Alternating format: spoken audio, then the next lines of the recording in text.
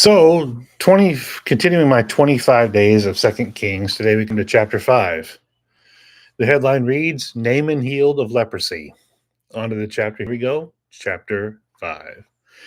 Naaman, commander of the army of the king of Syria, was a great man with a master and in high favor, because by him the Lord had given victory to Syria. He was a mighty man of valor, but he was a leper. Now the Syrians, on one of their raids, had carried off a little girl from the land of Israel, and she worked in the service of Naaman's wife. She said to her mistress, would that my lord here, sorry, would that my lord he were with the prophet who is in Samaria, he would cure him of leprosy. So Naaman went and told his lord thus, and so spoke the little girl, or the girl from the land of Israel. And the king of Syria said, Go now, and I will send a letter to the king of Israel. So when he went, taking with him 10 talents of silver, 6,000 shekels of gold, and 10 changes of clothing, and he brought the letter to the king of Israel, which read, When this letter reaches you, know that I have sent you, Naaman my servant, that you may cure him of his leprosy. And when the king of Israel read the letter, he tore his clothes and said, Am I God to kill and to make alive?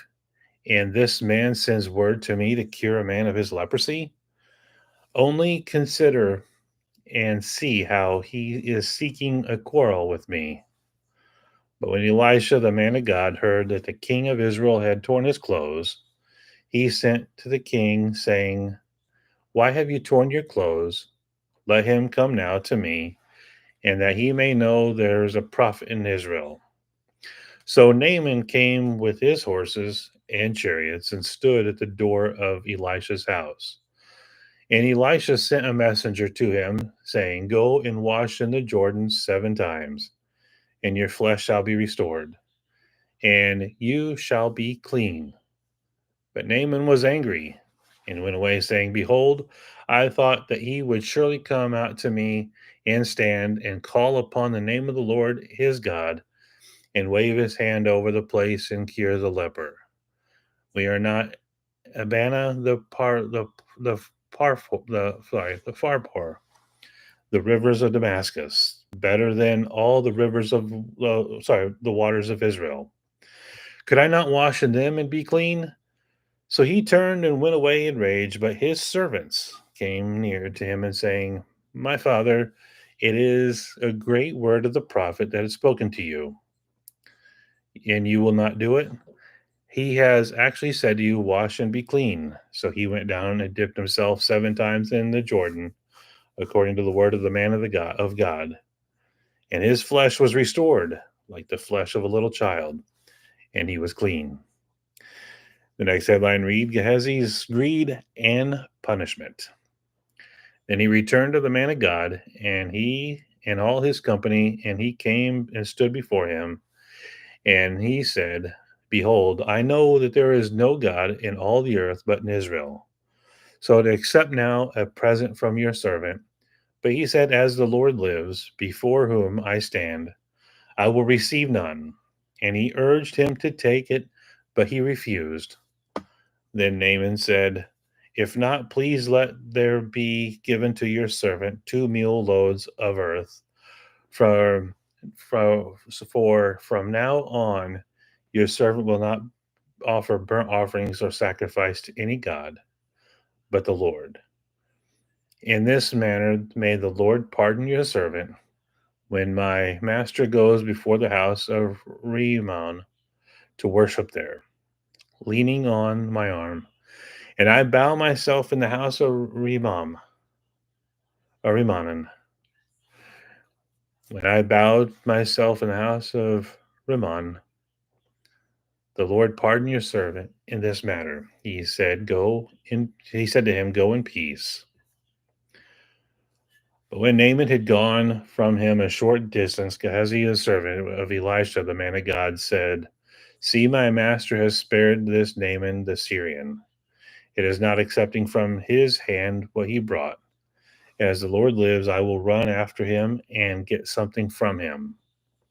So Gehazi followed Naaman, and when Naaman saw that someone was running after him, he got down from his chariot to meet him and said, "Is all well?" And he said, "All is well. My master has sent me to say, there have just now come to me from the hill country of Ephraim 2 young men of the sons of the prophets. Please give them a talent of silver and 2 changes of clothing." And Naaman said, "Please be pleased to accept 2 talents." And he urged him and tied up 2 talents of silver in 2 bags, one with 2 changes of clothing, and laid it on them 2 of his servants. And they carried them before Gehazi. And when he came to the hill, he took them from their hand and put them in the house. And he sent the men away, and they departed. He went in and stood before his master, and Elisha said to him, "Where have you been, Gehazi?" And he said, "Your servant went nowhere." But he said to him, "Did not my heart go when the man turned from his chariot to meet you? Was it a time to accept money and garments, olive orchards and vineyards, sheep and oxen, male servants and female servants? Therefore the leprosy of Naaman shall cling to you and to your descendants forever." And so he went out from his presence a leper like snow. I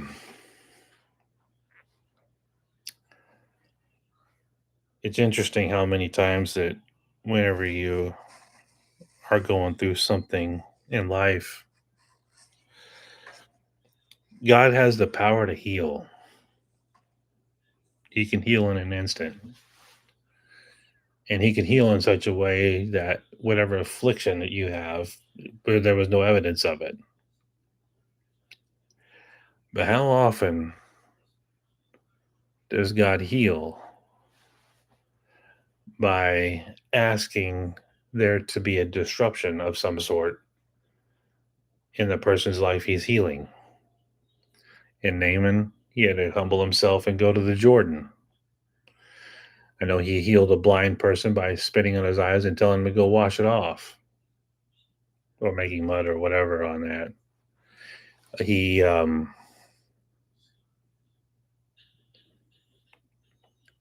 he had fed people by disrupting a little boy who had food for himself and asked him to just simply give it up in faith.